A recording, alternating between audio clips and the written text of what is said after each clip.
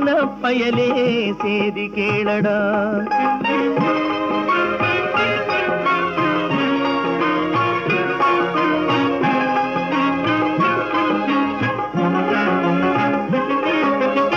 வேப்பமர உச்சியில் நின்று பேயொன்று ஆடுதுண்டு.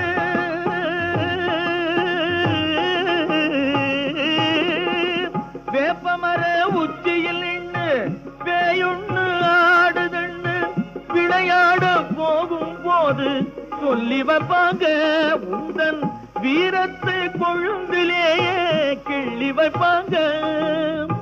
வேலையற்ற வீணர்களில் மூளையற்ற வார்த்தைகளை, வேலையற்ற வீணர்களில் மூளையற்ற வார்த்தைகளை வேடிக்கையாக கூட நம்பிவிடாதே.